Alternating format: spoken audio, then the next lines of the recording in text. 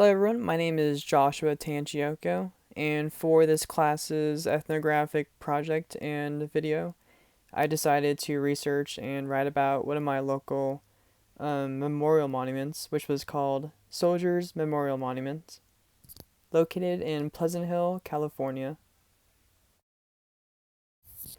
Before diving into the different aspects of this historical memorial monument, I like to talk about the sculptor, who was Ralph Stackpole, who was a well-known San Francisco artist who designed various architectural buildings and monuments for the Palace of Varied Industry at the Pan Pacific International Exposition.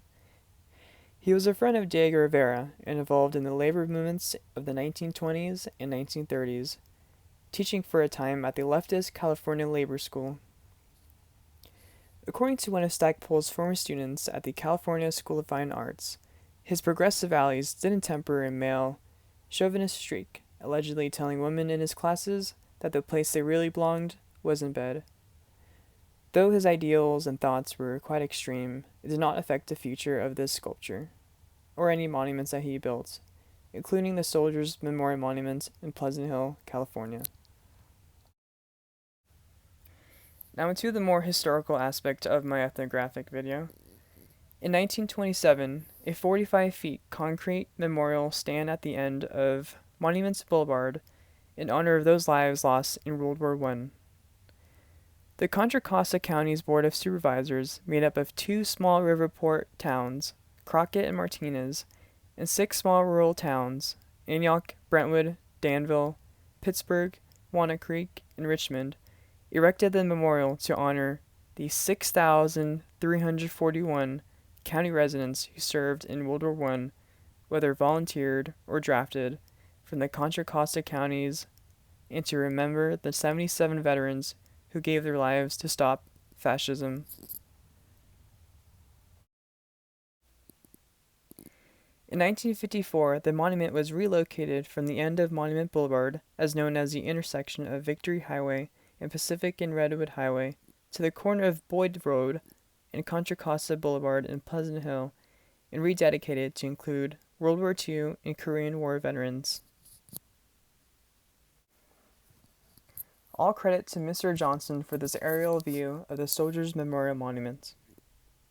The Soldiers Memorial Monument is a great work of art from another century with unusual distinctive bas-relief figures of 3 white soldiers and 1 black soldier, 1 soldier on each side of the monument. The monument itself stirred up some controversy when it was first sculpted because it portrays 1 black soldier and 3 white soldiers. It has withstood the test of time and is a great piece of history for everyone to see in Contra Costa County.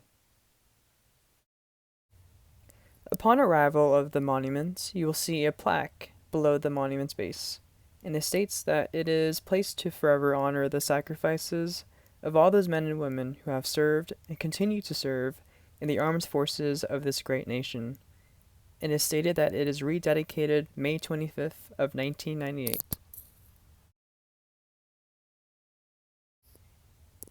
And upon further arrival at the Soldiers Memorial Monument, I noticed a generous amount of people surrounding it. I began to observe the area and got closer to the monument. Discreetly looking around, I noticed different groups of people in the area. In one of the noticeable groups I noticed were a couple eating lunch at the nearby bench. The purpose is unknown, as it could be anything from visiting a loved one, checking out the monument, and eating beside it, or simply because they saw a clean bench and needed a place to eat. The second group I immediately saw were a family of 4 on the lawn section of the monument. Their purpose is also unknown because they could be either remembering their loved one by having a picnic in remembrance of them, or also simply because there was an open space for a nice family outing. To respect any person or family at this area, I decided to not take any pictures of them to respect them. But as shown in the picture over here, we see a lot of greens and a lot of luscious trees and plants and flowers surrounding the monument, keeping it alive, and unlike other monuments, it is not surrounded by only concrete or any other architectural buildings. The monument itself has a staircase inside the tower that leads to a viewing area at the top, which is unfortunately closed to the public. Similar to many memorials and monuments in Washington, D.C., it is surrounded by 4 staircases on all 4 sides leading up to the base of the monument.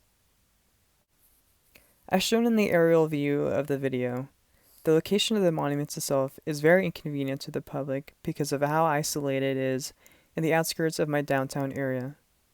It is located at the corner of an intersection that leads to the highway. People must go out of their way to search for the monument in order to embrace its true meaning of it.